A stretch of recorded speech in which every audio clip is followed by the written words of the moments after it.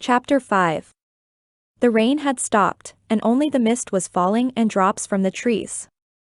Denisov, the esaul, and Petya rode silently, following the peasant in the knitted cap who, stepping lightly with outturned toes and moving noiselessly in his bast shoes over the roots and wet leaves, silently led them to the edge of the forest. He ascended an incline, stopped, looked about him, and advanced to where the screen of trees was less dense. On reaching a large oak tree that had not yet shed its leaves, he stopped and beckoned mysteriously to them with his hand. Denisov and Petya rode up to him. From the spot where the peasant was standing they could see the French. Immediately beyond the forest, on a downward slope, lay a field of spring rye. To the right, beyond a steep ravine, was a small village and a landowner's house with a broken roof. In the village, in the house, in the garden, by the well, by the pond, over all the rising ground, and all along the road uphill from the bridge leading to the village, not more than 500 yards away, crowds of men could be seen through the shimmering mist. Their unrush and shouting at their horses, which were straining uphill with the carts, and their calls to one another, could be clearly heard. "Bring the prisoner here," said Denisov in a low voice, not taking his eyes off the French. A Cossack dismounted, lifted the boy down, and took him to Denisov.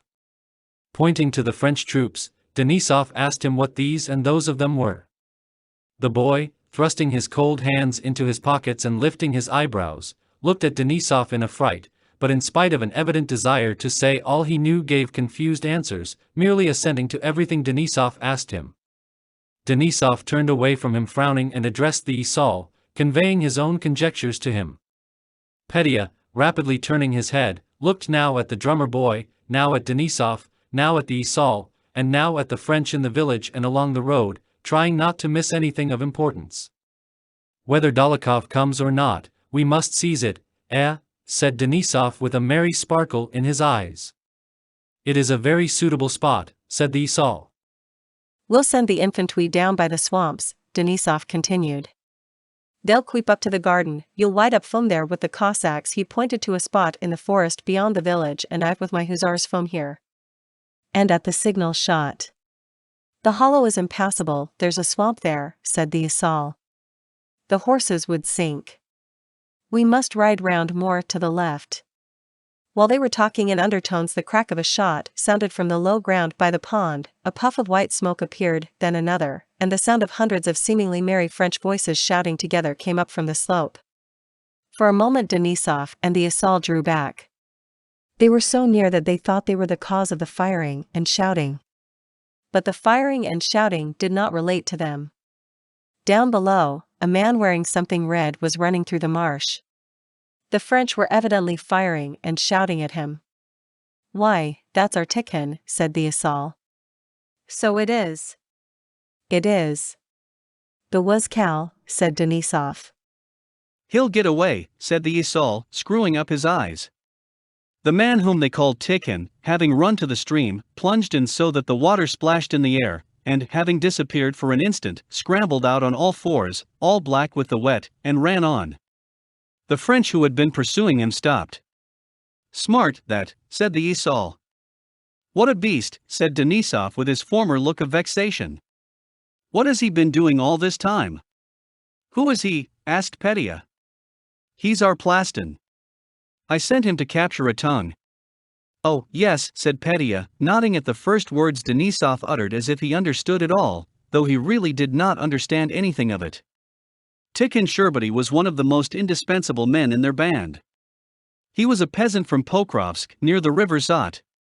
When Denisov had come to Pokrovsk at the beginning of his operations, and had as usual summoned the village elder and asked him what he knew about the French, the elder, as though shielding himself, had replied, as all village elders did, that he had neither seen nor heard anything of them. But when Denisov explained that his purpose was to kill the French and asked if no French had strayed that way, the elder replied that some marauders had really been at their village, but that Tikhon Sherbety was the only man who dealt with such matters. Denisov had Tikhon called and, having praised him for his activity, said a few words in the elder's presence about loyalty to the Tsar and the country, and the hatred of the French that all sons of the fatherland should cherish. "We don't do the French any harm," said Tikhon, evidently frightened by Denisov's words. "We only fooled about with the lads for fun, you know." We killed a score or so of marauders, but we did no harm else. Next day when Denisov had left Pokrovsk, having quite forgotten about this peasant, it was reported to him that Tikhon had attached himself to their party and asked to be allowed to remain with it. Denisov gave orders to let him do so. Tikhon, who at first did rough work, laying campfires, fetching water, flaying dead horses, and so on, soon showed a great liking and aptitude for partisan warfare. At night he would go out for booty and always brought back French clothing and weapons, and when told to would bring in French captives also. Denisov then relieved him from drudgery and began taking him with him when he went out on expeditions and had him enrolled among the Cossacks. Tikhon did not like riding, and always went on foot, never lagging behind the cavalry. He was armed with a musketoon which he carried rather as a joke, a pike and an axe, which latter he used as a wolf uses its teeth, with equal case picking fleas out of its fur or crunching thick bones. Tikhon with equal accuracy would split logs with blows at arm's length, or holding the head of the axe would cut thin little pegs or carve spoons. In Denisov's party he held a peculiar and exceptional position. When anything particularly difficult or nasty had to be done, to push a cart out of the mud with one's shoulders, pull a horse out of a swamp by its tail, skin it, slink in among the French, or walk more than 30 miles in a day, everybody pointed laughingly at Tikhon. "It won't hurt that devil, he's as strong as a horse," they said of him.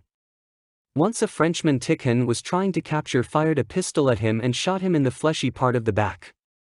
That wound, which Tikhon treated only with internal and external applications of vodka, was the subject of the liveliest jokes by the whole detachment, jokes in which Tikhon readily joined. "Hullo, mate! Never again! Gave you a twist," the Cossacks would banter him. And Tikhon, purposely writhing and making faces, pretended to be angry and swore at the French with the funniest curses. The only effect of this incident on Tikhon was that after being wounded he seldom brought in prisoners. He was the bravest and most useful man in the party. No one found more opportunities for attacking, no one captured or killed more Frenchmen, and consequently he was made the buffoon of all the Cossacks and Hussars and willingly accepted that role. Now he had been sent by Denisov overnight to Shamshevo to capture Ethtung. But whether because he had not been content to take only one Frenchman or because he had slept through the night, he had crept by day into some bushes right among the French and, as Denisov had witnessed from above, had been detected by them.